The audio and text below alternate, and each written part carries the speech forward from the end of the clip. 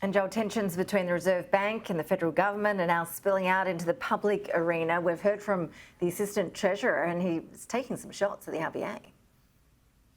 He is, Ash. Look, the Treasurer, Jim Chalmers, has been very delicate with his language, but the Assistant Treasurer, Stephen Jones, less so. It seems a bit like he's being the attack dog from the government when it comes to the Reserve Bank of Australia, effectively leaning on them with some pressure, saying that while the Governor, Philip Lowe, faces some pretty tough decisions trying to get inflation under control, that households are facing extremely tough decisions with these rising interest rates. He said, we, the government, as he says, is on the side of the households, hoping they do not have to pay a cent more than is needed to tame inflation.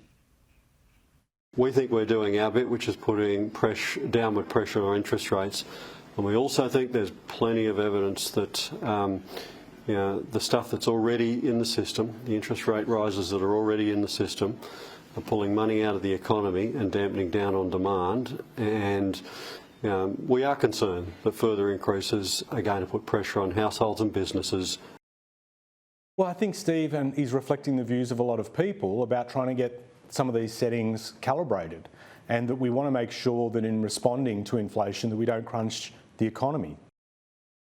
Industry Minister Ed Husic there backing up his colleagues' calls. Now, this topic of interest rates from the Reserve Bank, its independence, its accountability is now a very hot topic here in Parliament. The Greens are saying the government should be reversing the Reserve Bank's decision to hike interest rates, whereas the opposition is saying the government is to blame.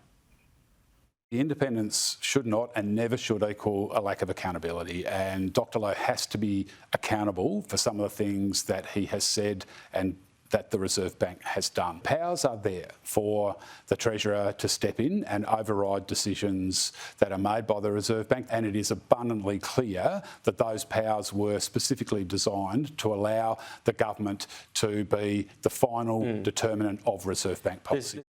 The Assistant Treasurer of the Government of Australia is undermining the messaging of the Reserve Bank of Australia. Treasurer Chalmers and Prime Minister Albanese need to pull Stephen Jones into line or push him out of the ministry if he's going to continue to speak out of turn and undermine the independent Reserve Bank.